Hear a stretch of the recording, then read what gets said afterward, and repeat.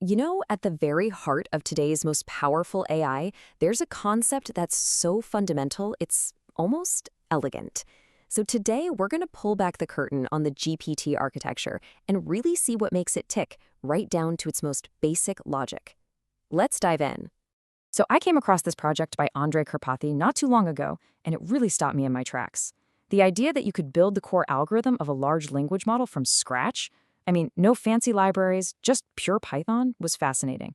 It just made me ask, how can something so incredibly powerful be boiled down to something so compact? All right, so to keep things manageable, our little model here isn't going to read the entire internet. Its whole world is just a list of about 32,000 human names. And its one and only job? Learn the patterns. Figure out which letters tend to follow other letters, what common endings look like, and use all that knowledge to generate brand new names that sound like they could actually be real. When you get right down to it, training a language model is really just about playing a very, very sophisticated prediction game thousands and thousands of times over. Okay, first things first. Neural networks don't speak English, they speak numbers. So our first job is to translate. This process is called tokenization. For our little model, it's super simple. We just map each of the 26 lowercase letters to a number, and then we add one special token to signal the beginning of sequence. And that's it. Our entire vocabulary is just 27 characters. So here's how we actually play the prediction game. We take just one name, say Emma, and we turn it into a bunch of training examples. We start by showing the model our beginning of sequence token, and we ask, what comes next? The correct answer, of course, is E. Then we show it the beginning token and the E and ask again, what's next? The answer is M.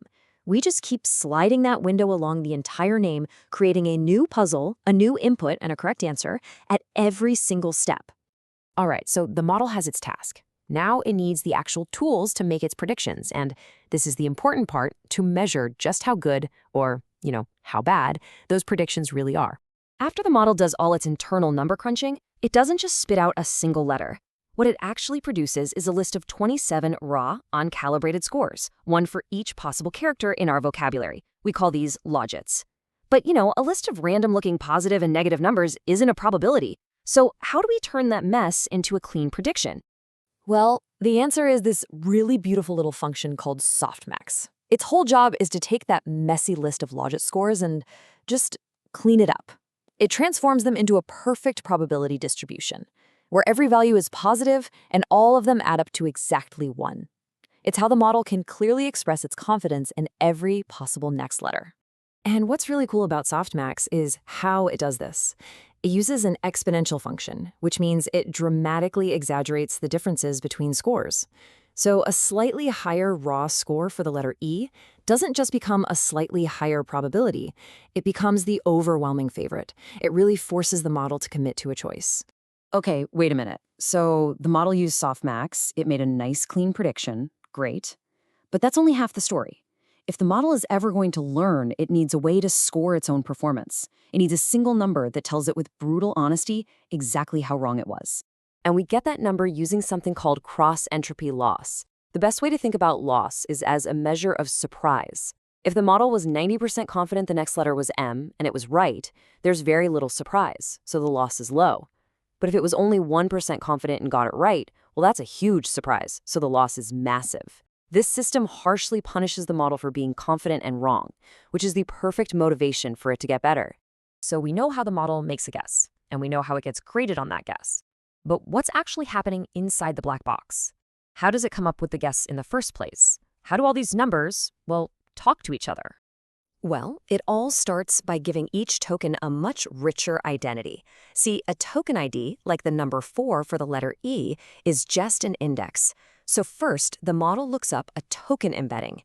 That's a whole vector of numbers that represents the meaning of that character. But where a letter appears is also important, right? An A at the beginning of a name is different from an A at the end. So it also looks up a position embedding. Then it just adds those two vectors together. And now each token knows both what it is and where it is in the sequence. And now for the main event, self-attention. This is the absolute magic of the transformer architecture. To predict what comes next, each token needs to look back at the ones that came before it and gather context. It does this by creating 3 distinct vectors. A query, which is like asking, here's what I'm interested in. a key, which is like announcing, here's the information I have, and a value, which is the actual information being offered up. This visual shows it perfectly. The token at the current position sends out its query, and it compares that query to the keys of all the previous tokens. When a query and a key are a good match, it means there's high relevance.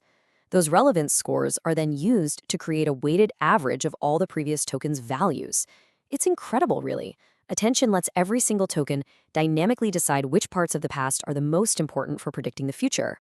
Now, to finish off the transformer block, there are just two other key pieces. First, a simple feed-forward network, which basically gives each token a moment to do some individual thinking on its own after it's gathered all that information. And then, and this is absolutely crucial, we have residual connections. Think of these as shortcuts or express lanes that allow the learning signals to flow backwards through the entire network without fading away. It's what makes training really deep networks possible. Okay, we've got all the components now. We can make a prediction, we can measure the error, and we have this incredible architecture for processing information. So let's connect all the dots and see how the model actually learns.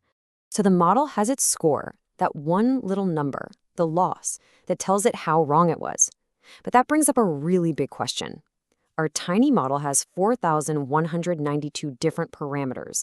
Think of them like tiny little knobs.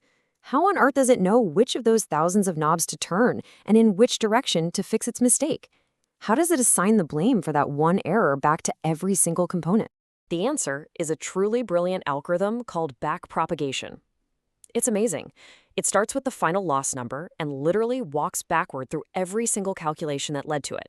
And at each step, it uses calculus to figure out the exact contribution of that specific parameter to the final error. This lets us nudge every single one of those thousands of knobs in precisely the right direction to improve the outcome next time. And when we put all of that into a training loop, this is what you see. We start out with a really high loss. The model is just guessing randomly, producing total gibberish. But as we repeat the process, forward pass, calculate the loss, backpropagate the error, update the parameters, you can see the loss steadily drops. And the names the model generates go from random junk to something that's actually plausible, like Karai. It's actually learning. So we've built our tiny model from the ground up, piece by piece. Now, let's zoom out and connect what we've built to the massive models that we all interact with every day. So, after all that training, what can our model actually do?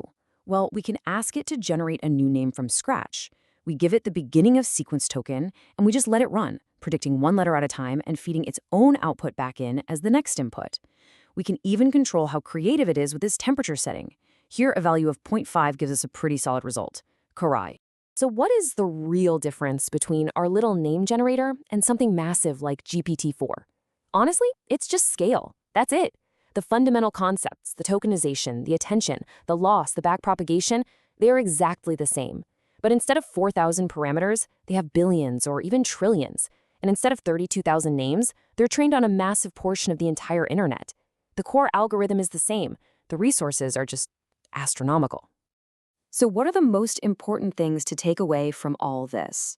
First, at their absolute core, these large language models are just incredibly sophisticated next-word predictors. Second, that attention mechanism is the secret sauce that lets them intelligently weigh past information to make their predictions. Third, the entire complex process of learning is really just an automated loop of trying to minimize surprise. And finally, and I hope this came across, while the scale of modern AI can be intimidating, the core ideas themselves are surprisingly elegant and, I think, very understandable. Note, this video is for reference only. Take this further, I'm genuinely excited to see what you discover. Like and subscribe if you enjoyed. Thanks for watching. Until next time.